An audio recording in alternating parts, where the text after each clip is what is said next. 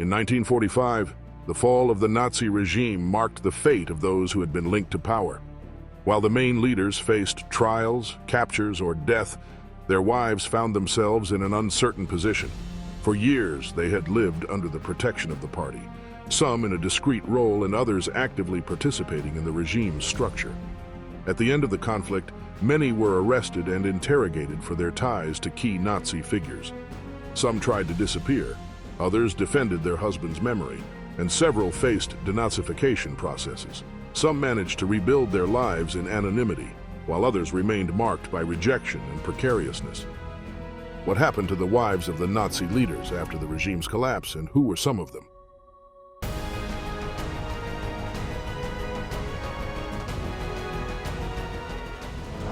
Eva Braun, the shadow beside Hitler.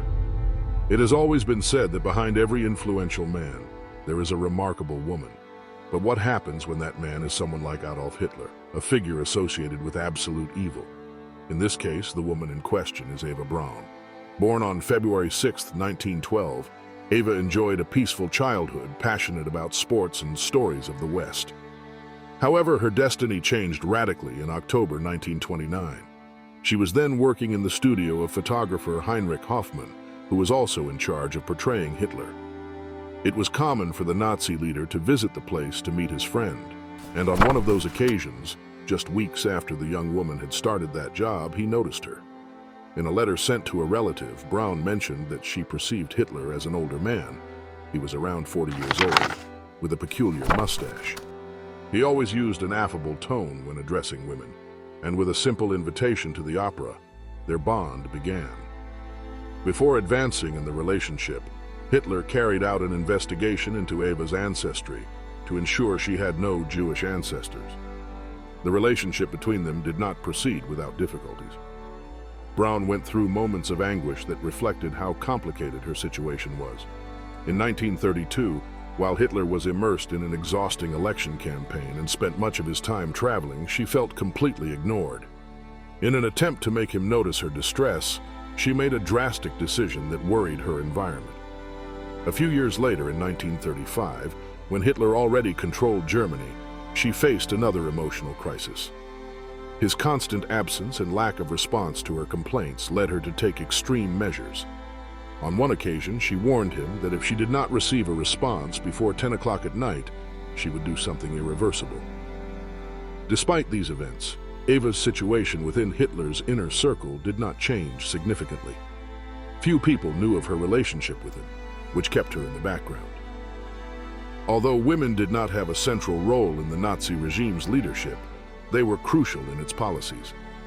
Some female figures within Nazism were decisive, such as Magda Goebbels, wife of the propaganda minister, Hannah Reich, a pilot who requested authorization from Hitler to use suicide pilots against the Soviet advance, or Gertrude Scholz-Klink, who led the Nazi Party's women's organization and wanted to turn it into a combat force. But what place did Eva Braun occupy? According to historian Heike Gerdemaker, far from being just an emotional refuge for Hitler, she fully shared his political vision and ideals. The start of the war completely transformed Eva Braun's life in the Berghof residence, located in the Obersalzberg Mountains and known as the Wolf's Lair. In 1941, this place became the headquarters, where military strategies for the conflict were planned. Over time, visits from officials became more frequent, and privacy disappeared. Hitler spent long periods supervising the fronts and directing the offensives.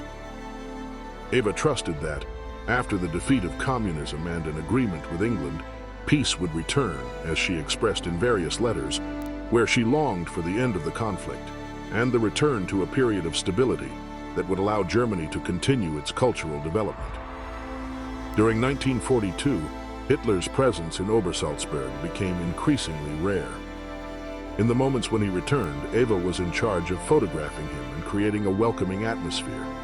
She could not bear the distance imposed by the conflict, something she reflected in her diary.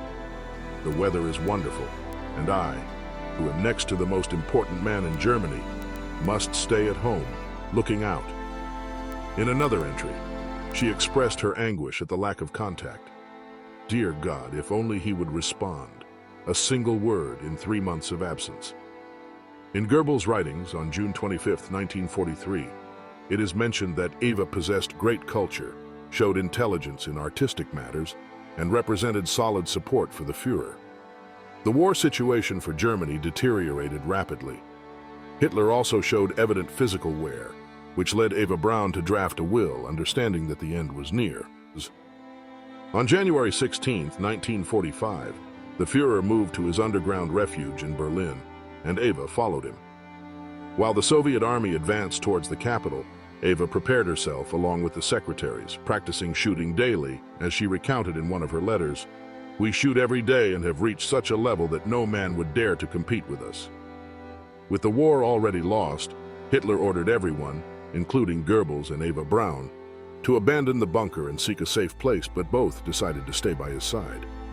Before everything came to an end, the destruction of documents was ordered, although some pages of Eva's diary were recovered by American forces. Hitler prepared his personal will, and on April 29, 1945, he formalized his union with Eva in a simple ceremony before the few who remained in the refuge. For the ceremony, a ring was improvised, but the size did not match her hand. On April 30, 1945, both entered the Führer's room. Later, the bunker's assistants moved their bodies to the exterior of the Chancellery, where they were cremated. When Soviet troops stormed Berlin and searched the bunker, they found the partially charred remains, which were buried secretly along with those of Joseph and Magda Goebbels, as well as their 6 children, in the facilities of Smersh, the Soviet counterintelligence organization in Magdeburg, East Germany. On April 4, 1970, a KGB team with detailed information about the burial site exhumed 5 wooden boxes containing what remained of the bodies. After cremating them and pulverizing the remains, the ashes were scattered in the Biederitz River, a tributary of the Elbe. Magda Goebbels, the mother who chose death. It is better for my children to leave this world than to face dishonor and humiliation. There is no future for them in the Germany that will emerge after the conflict. With that conviction, Magda Goebbels prepared her 6 little ones, 5 girls and 1 boy, for what was to come. Alongside her husband, the Reich's propaganda minister, Joseph Goebbels, she was sheltered in the Berlin bunker where Adolf Hitler was also present. Within that place, the couple requested the help of Helmut Kunz, an SS dentist, to administer a substance to the children that would render them unconscious before proceeding with the next step. Although the exact reconstruction of what happened presents some uncertainties, the outcome was the same for all. Later, both Magda and her husband made a definitive decision. Her story has been remembered over time as that of an implacable mother, capable of sacrificing her own children, convinced that it was the best for them. Johanna Maria Magdalena was born on November 11, 1901. Her mother, August Berend, worked as a domestic servant, and the engineer Oskar Ritschl was registered as her father. However, the relationship between the two ended in 1905 with a divorce. 3 years later, Magda's mother married Richard Friedlander, a wealthy merchant from Berlin with whom she had maintained contact for years. A study published in 2016 suggested that the latter had been her true progenitor, which would imply that Joseph Goebbels' wife had Jewish ancestry. During her childhood, Magda attended a religious boarding school in Belgium, where strict discipline marked her character. With the outbreak of World War I, her education continued in Berlin, where she showed interest in Buddhist philosophy and defended non-violence. Upon returning from her stay at the boarding school, Magda met Günther Quandt, a millionaire businessman and widower, 38 years old. Despite the age difference, the attraction was immediate, and on January 4, 1921, the couple married in Bad Godesberg. That same year, their son, Harold, was born. However, the initial enthusiasm soon faded. The young woman felt trapped in a home with traditional values and in a monotonous relationship. Her husband, completely devoted to his work, seemed distant. In the midst of that situation, Magda met Chaim Vitali Arlosarov, a Jewish student linked to Zionism, with whom she began a romance. This relationship was her first approach to that movement. When Günther discovered the relationship, his fury led him to make a decisive decision. In 1929, Magda was expelled from her home. Thanks to the generous pension that her ex-husband provided her, Magda was able to establish herself with her son Harold in an elegant residence in Berlin. However, her existence took an unexpected turn in the summer of 1930. At that time, Joseph Goebbels, responsible for Nazi propaganda, had a speech scheduled at the Palacio de los Deportes in the German capital. Having already become an influential figure within Berlin's high society and in search of new forms of entertainment, Magda decided to attend without imagining that that event would mark a before and after in her life. Goebbels' passionate words left a deep impression on her. Once the rally was over, she joined the party and soon became one of the most relevant leaders in her district. Initially, Magda offered her time as a volunteer at the party headquarters until she finally obtained the position of secretary to the second-in-command in the region.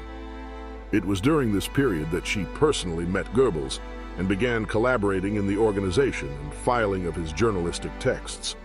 Although the minister did not stand out for his physical appearance, as he was short in stature and walked with a limp, Magda was completely captivated. The attraction was mutual. Goebbels, fascinated, wrote in his diary, "We have made each other a solemn promise. When we achieve victory, we will be husband and wife. I could not be happier." Magda's bond with Goebbels was unbreakable, but when she met Adolf Hitler, her admiration reached another level. The relationship with the Nazi leader quickly strengthened, allowing her to become part of his small circle of female friends. When she married Goebbels on December 19, 1931, Hitler acted as best man at the ceremony.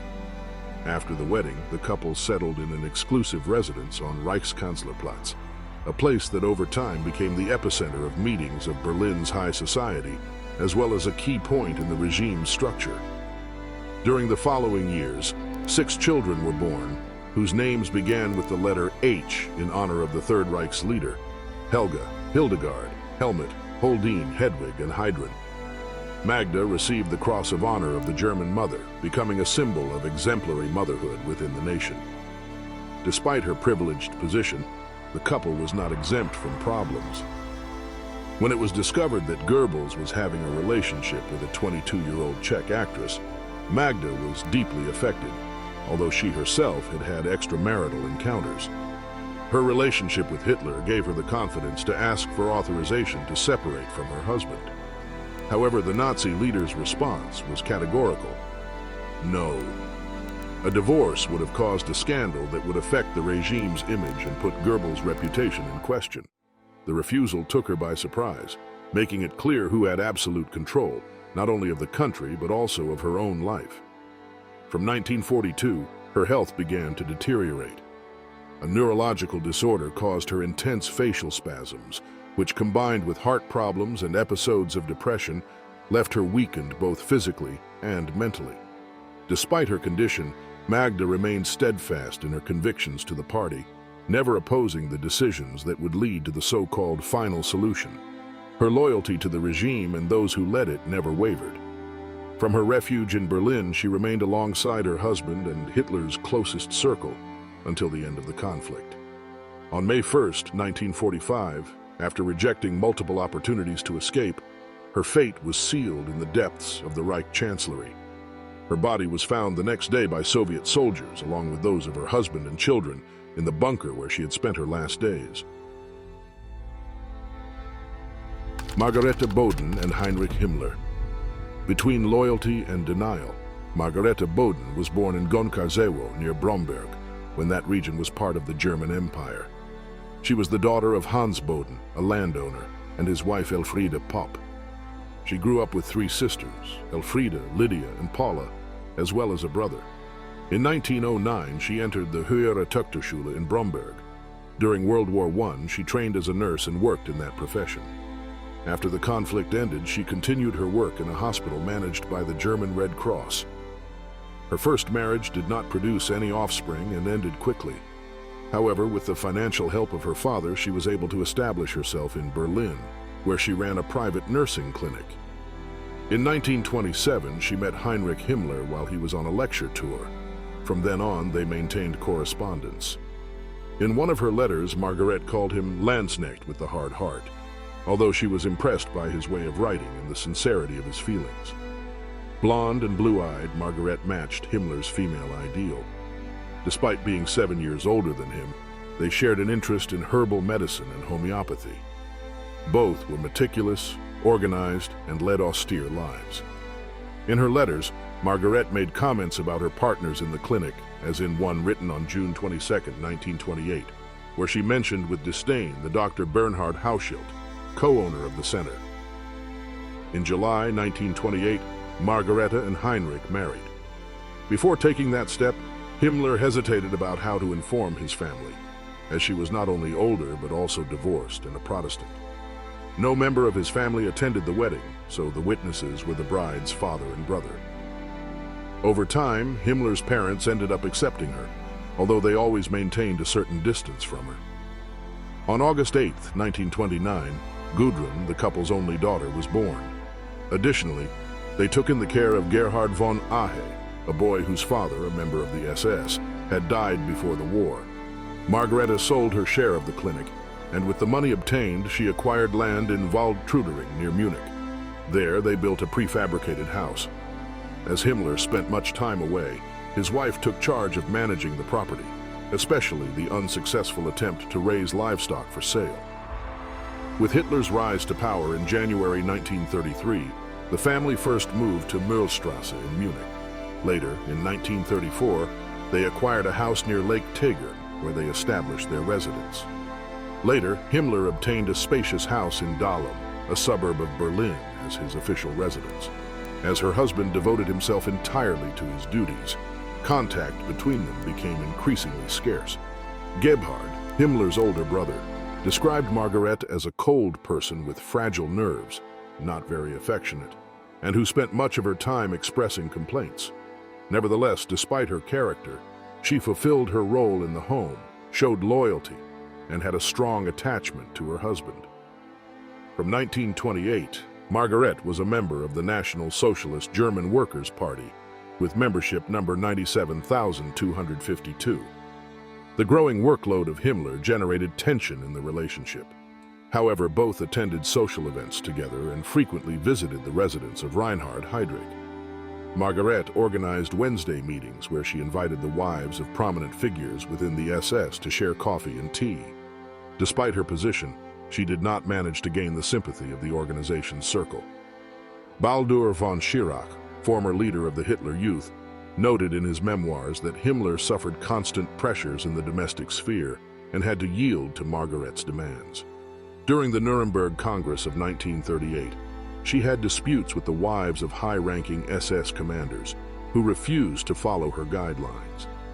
According to Robert Gerwarth, biographer and historian, the animosity between Lena Heydrich and Margaret was mutual.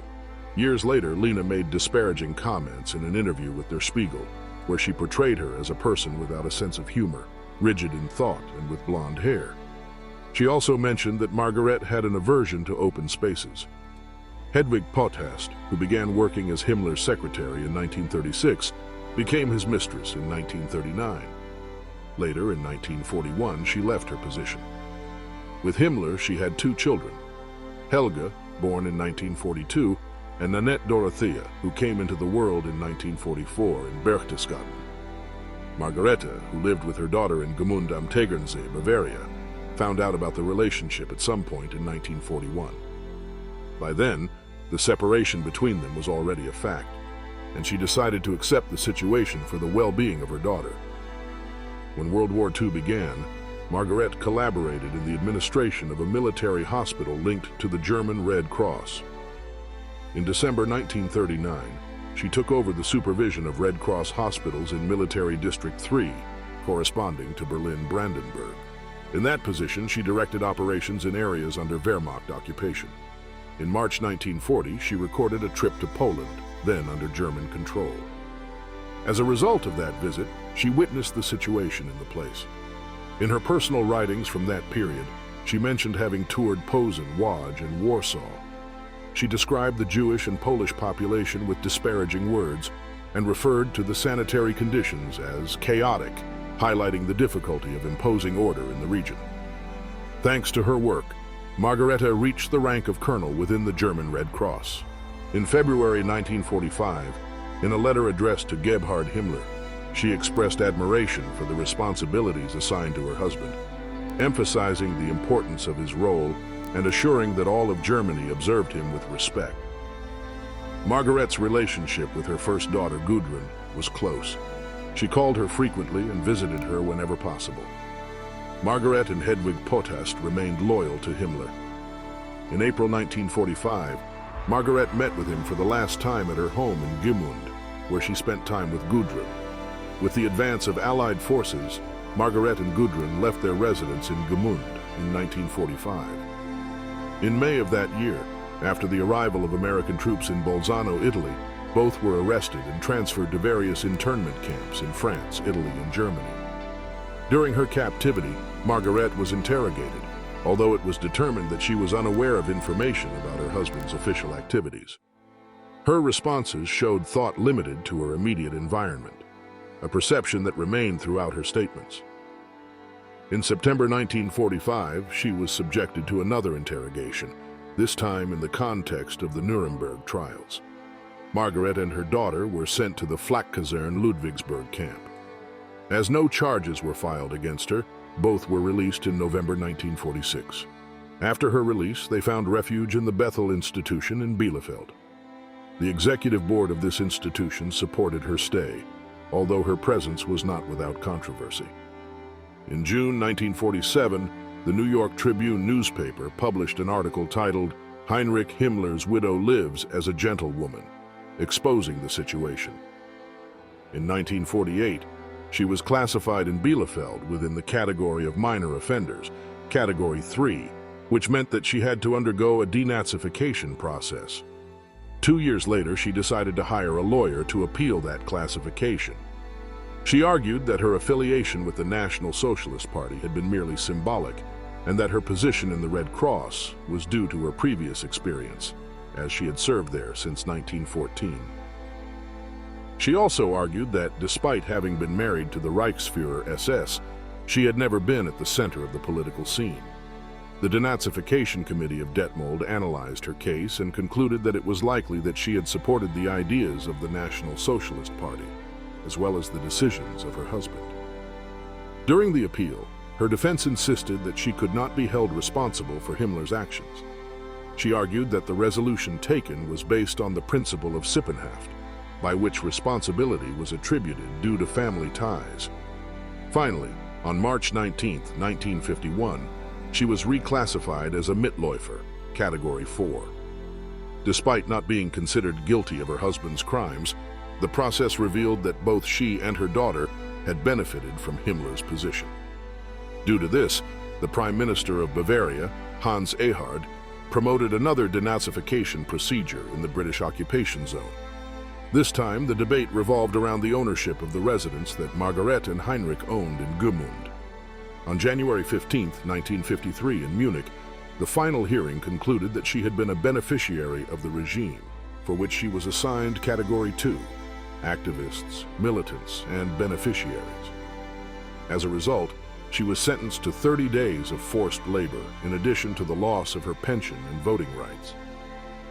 In 1952, Gudrun left Bethel. 3 years later, Margaret settled in Hepen, where she shared a home with her sister Lydia and her adopted son Gerhard. Her final years were spent in Munich with Gudrun, who, marked by her experiences, remained firm in defending her father's memory. Historian Peter Longerich noted that Margaret probably did not know information about confidential matters or projects in which Himmler was involved during the regime. In her later statements, she claimed to be unaware of the crimes committed by National Socialism, although she maintained a stance consistent with her ideology. Jürgen Matthias described her as a person with firm convictions within the movement, whose anti-Semitic stance remained constant. Despite her attempts to distance herself from the regime and its crimes, she benefited from them. In her final years, Margaret lived in Munich with her daughter Gudrun. She remained away from public life and died in 1967 at the age of 72. Her death went practically unnoticed, and no public tributes or recognitions were registered. Emmy Goering. From the theater to the court of the Third Reich, Emmy Johanna Henny Sonnemann was born on March 24, 1893, in Hamburg, Germany. Raised in a privileged environment, she had access to cultural and academic training that would later mark her path in theater. From a young age, she felt attracted to dramatic art, debuting at the renowned National Theater of Weimar, where her talent on stage captivated the audience. In 1916, at the age of 23, she married Karl Köstlin, an actor with whom she shared her vocation, although their personal differences and professional goals led them to separate in 1926. From then on, her destiny took an unexpected turn. At the beginning of the 1930s, while the political situation in Germany became increasingly tense, Emmy met Hermann Göring, a man who was already making a name for himself within the Nazi Party. Their relationship began at social gatherings and over time became more intense. On April 10, 1935, shortly after the death of his first wife, Karen, Emmy and Göring were united in marriage in a ceremony filled with ostentation, with Adolf Hitler as a witness. From that moment on, her existence changed radically. She went from the theater stage to presiding over lavish receptions and official meetings. She became the hostess of important banquets and a frequent companion to her husband, the Supreme Chief of the Luftwaffe. Surrounded by luxury, she enjoyed the life he provided her. In 1938, on June 2nd, their daughter Edda was born, whose name was said to pay homage to the descendants of Benito Mussolini, making her a symbol of her family's power within the regime. However, her role was not limited to her public image or the opulence of her environment. With the consolidation of Nazi power, internal disputes became more evident. Emmy had constant clashes with Eva Braun, the woman closest to Hitler. While Emmy moved with great confidence and a certain air of superiority, her interactions with Eva were marked by tension and a constant exchange of irony and sarcasm. These rivalries affected her position in certain circles of influence, leading her to be excluded from key meetings and events, something she never let pass unnoticed. Even on more than one occasion, Hitler himself intervened to try to smooth over the disagreements between them, serving as a mediator in an attempt to appease the situation. The conflict brought an unexpected turn. In the final years of the war, when German victory became increasingly unattainable, the relationship between Emmy and Hermann began to deteriorate.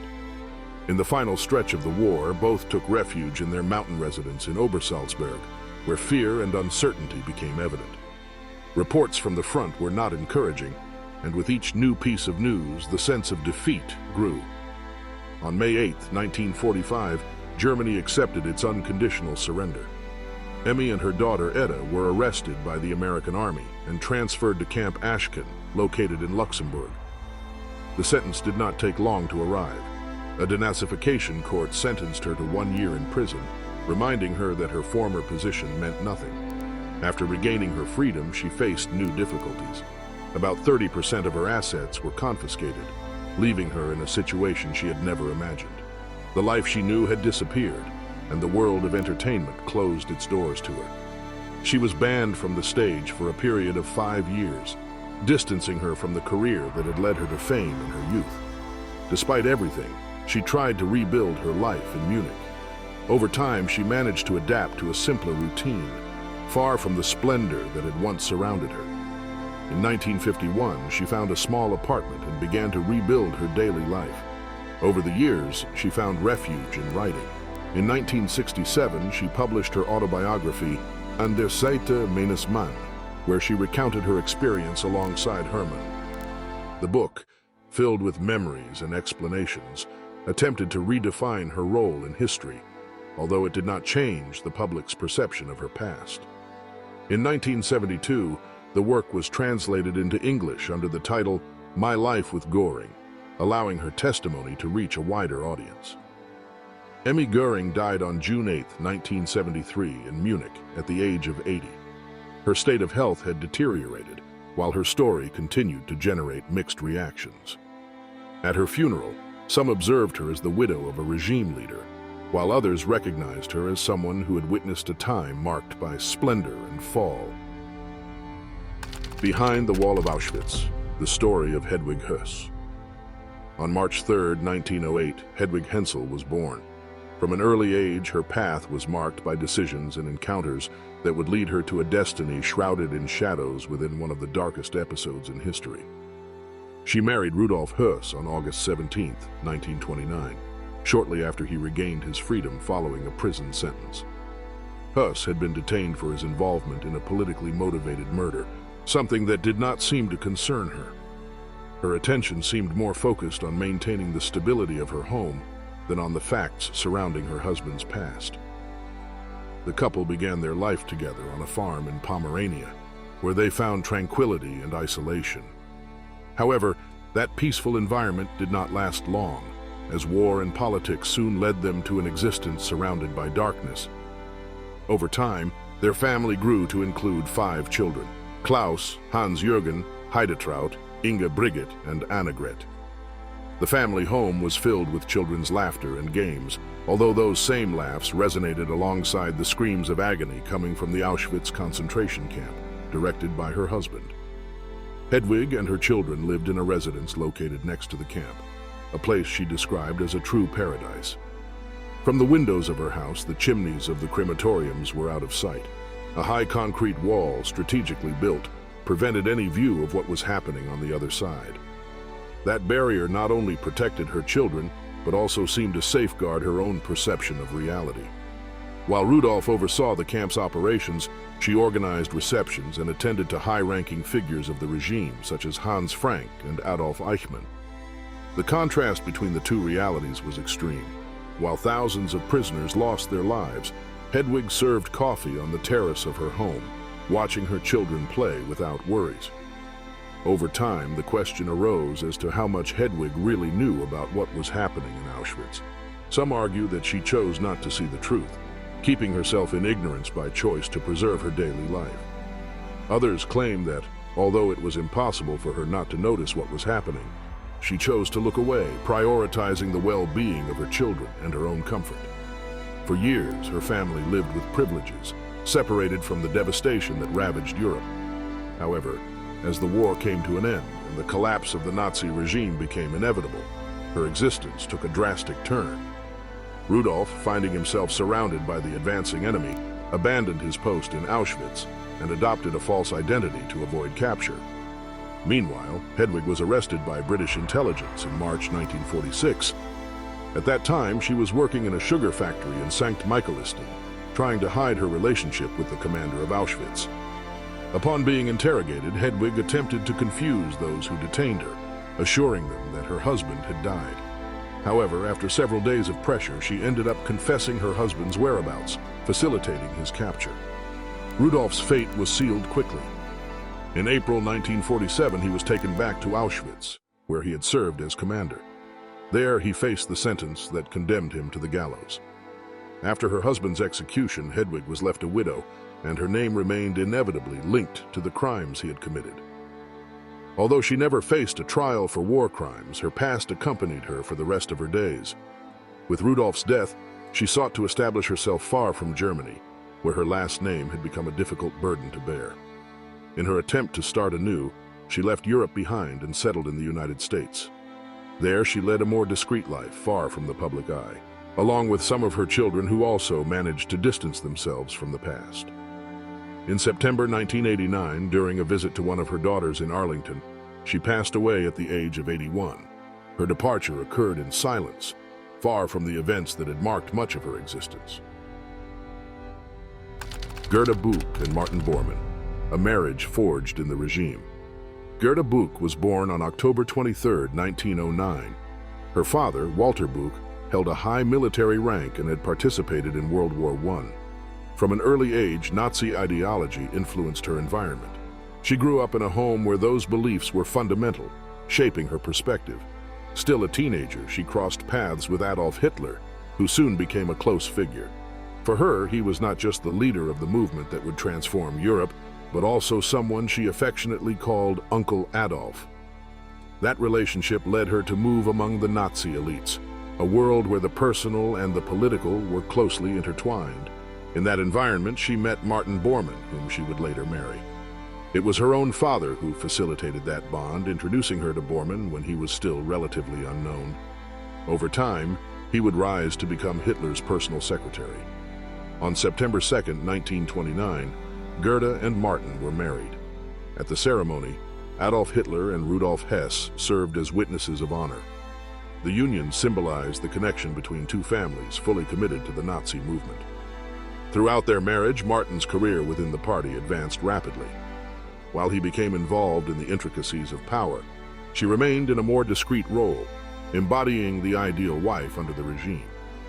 The marriage brought with it a large family with a total of 10 children. That progeny reflected the adherence of both to the regime's policies, which encouraged procreation within the population considered Aryan. Although from the outside her life seemed stable, the dynamics within the home were more complex. For years, Gerda had to tolerate Martin's infidelities, something common among the high-ranking Nazis. These extramarital relationships were frequent in that environment, and she accepted that reality without opposition. She understood that her role was to support her husband and care for her children, regardless of the circumstances. With the decline of the Nazi regime, her existence was no longer peaceful. As the Allies advanced, uncertainty took over her daily life. In Berchtesgaden, when defeat became imminent, she received precise instructions. She was given a weapon and a pill, with the order to defend herself to the end. She was told that if the situation became unsustainable, she should take extreme measures. Those were the last moments of the regime, when the fall could no longer be avoided, and the most loyal followers were pushed to desperate acts. Soon afterward, the Gestapo detained her in her residence in a disorganized attempt to capture Hermann Göring. Despite this, Gerda could not avoid being found by Allied troops. She ended up being arrested by American soldiers after the fall of Berlin. Everything that represented her status was reduced to ashes. Her possessions were seized and destroyed, a clear reflection of the collapse of the life she had known.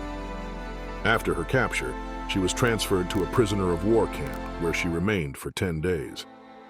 Her stay ended abruptly when she managed to escape with the help of a guard. The escape was not easy. She traveled nearly 1,000 kilometers towards her home, located on the Baltic coast. It took her 7 weeks to cross a territory devastated by war. However, her destiny was already marked. The conflict had not only worn her down psychologically, but also physically. In 1946, doctors diagnosed her with uterine cancer, a disease that progressed rapidly due to mercury treatment that proved lethal. On April 23rd of that same year, she died in Murano, Italy, at the age of 36. She was buried in a military cemetery alongside Horst Brugger, a German soldier with whom she had no connection, but whose remains would rest beside hers. However, her grave did not endure. Soon afterward, her remains were cremated and the ashes scattered in the sea. Lena Heydrich, widow of a criminal, Lena von Osten, was born on June 14, 1911, in a period marked by profound changes in Germany. Her family belonged to the minor nobility. Her father, a teacher by profession in a rural locality, instilled in her principles that, unknowingly, would be challenged by a world in crisis. From an early age, she showed interest in political affairs, which led her to join the Nazi Party in 1929. A decision that, in that context, represented an opportunity for advancement for her. In December 1930, she met Reinhard Heydrich, a naval officer who embodied the ambition of a Germany in transformation. The first encounter took place at a reception organized by a rowing club in Kiel, where young people with aspirations mingled in an atmosphere of expectations. Their bond progressed rapidly. In less than 2 weeks, they announced their engagement. Finally, on December 26, 1931, they united their lives in a church in Grossenbrode. Everything seemed to be going favorably while they formed a family and welcomed their first children, Klaus, Heider, and later Silke. However, reality was far from ideal. As Reinhard climbed the ranks within the party, his absences became increasingly prolonged. While he consolidated his influence as chief of the Reich Security Main Office, Lena was left in charge of the home, taking on the upbringing of their children almost single-handedly. With the outbreak of World War II, her life became trapped in a web where politics and armed conflict intertwined inescapably. Although her husband enjoyed power and recognition, family life was marked by constant tensions. In July 1942, their daughter Marta was born. By then, Reinhard, immersed in his responsibilities, spent even less time at home. The end of Reinhard's trajectory came on May 27th of that same year, with an assassination attempt in Prague. His death had a profound impact on Lena, who immediately faced an uncertain future. Initially, she remained in Bohemia with her children, but the advance of Allied troops forced her to move to German territory. The war not only took her husband, but also shattered her vision of stability. She sought refuge in Fehmarn, where she had spent her childhood. However, far from providing her with tranquility, the past pursued her. With the arrival of Soviet troops, the Czechoslovak authorities initiated a process against her due to her ties to the regime. Surviving in Fehmarn was not easy. Her attempts to distance herself from her husband's shadow turned into a constant struggle. In the years following the conflict, Lena underwent a denazification process. The course of events changed when she was cleared of charges, allowing her to start anew. However, the weight of her history never completely disappeared. Obtaining a pension from the German state became an arduous battle. Initially, her request was rejected due to her relationship with Reinhard, which generated controversy and rejection.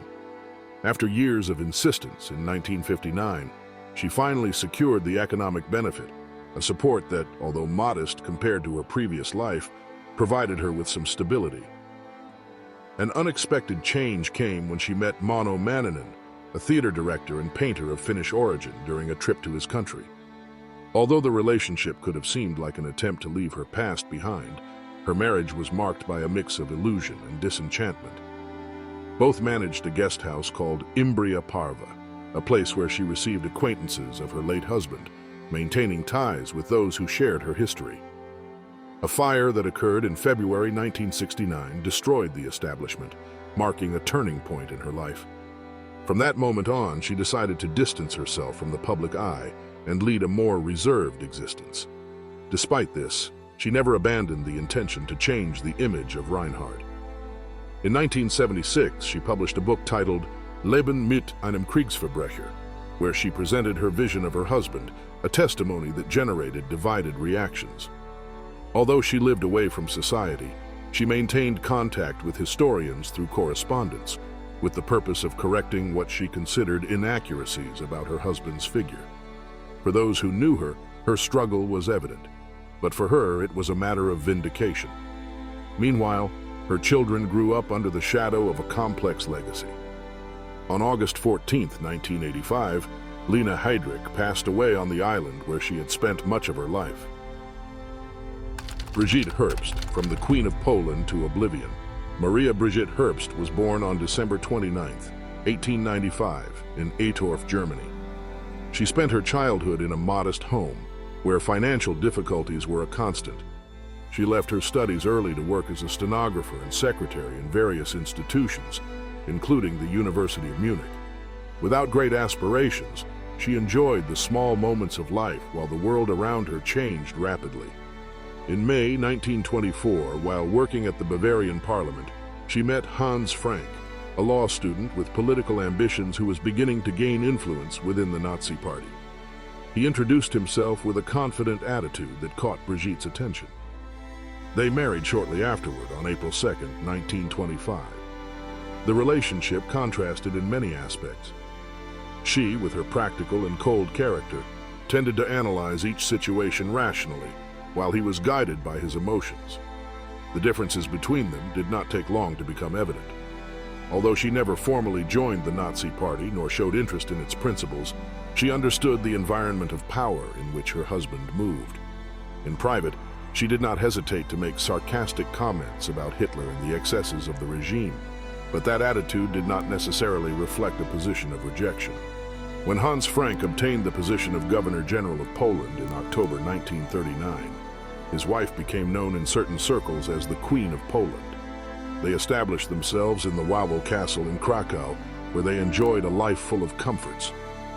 There, Brigitte seemed to ignore the tragedies that were happening around her. The valuable objects that reached her hands often came from the Jewish ghettos, a reality that did not seem to affect her. The marital relationship was marked by constant ups and downs. The arrival of their 5 children, Sigrid in 1927, Norman in 1928, Brigitte in 1935, Michael in 1937, and Nicholas in 1939, did not bring stability to the home. Instead of a space of harmony, the house became a stage for confrontations. Her dominant character and her husband's lack of firmness provoked constant frictions between them. As the war progressed, the situation became increasingly tense. In 1942, when her husband mentioned the possibility of leaving her to resume an old relationship with Lily Groh, Brigitte did everything possible to preserve her position. The status that being the wife of the Governor General gave her was too important to let it slip away. Towards the end of 1944, she and her children left Krakow amid uncertainty, going from the luxury of the castle to the anguish of escape. Hans Frank left the city on January 17, 1945, while the Soviet advance became imminent. His capture by American forces in May of that year marked a turning point. The Nuremberg trial culminated in his conviction and subsequent execution in 1946. For Brigitte, this represented not only the loss of her husband, but also the beginning of a life of rejection and hardship. In a hostile environment, she had to find a way to move forward. The days of privilege had passed. Poverty struck her family hard, and the intervention of Cardinal Michael von Faulhaber provided her with temporary relief.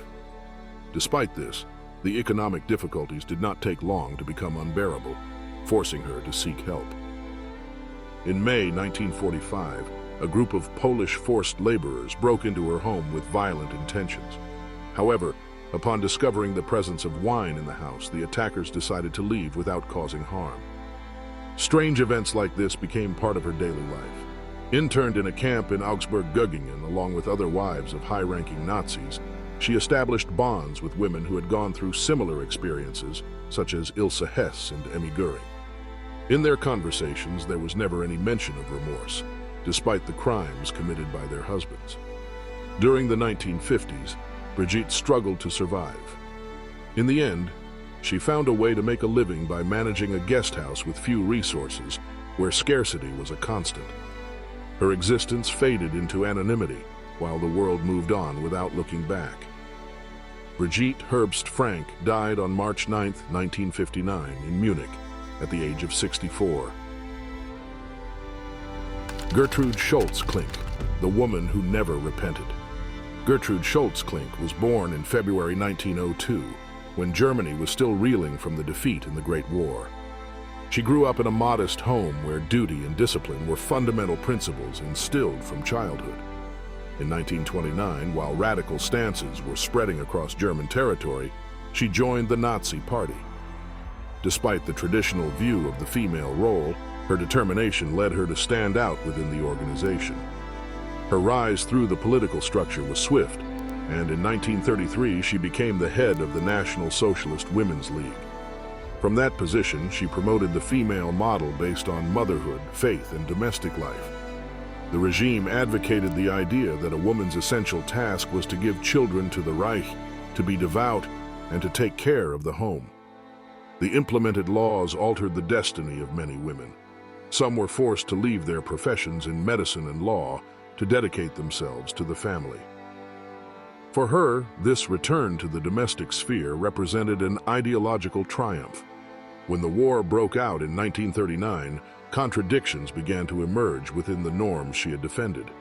The growing need for workers forced the return of women to factories and fields, challenging the ideals she had promoted. Despite the evidence, she remained firm in her stance. In December 1940, she united her life with August Heismeyer, a high-ranking SS officer. Between the two of them, they had 10 children from previous marriages. Their home was used as an example of the Nazi family ideal in propaganda. As the war advanced, difficulties intensified. In May 1945, when Allied troops surrounded Berlin, the world she had known began to crumble. Defeat became inevitable, and the danger increased. Her capture by Soviet forces led to her imprisonment in a prisoner of war camp.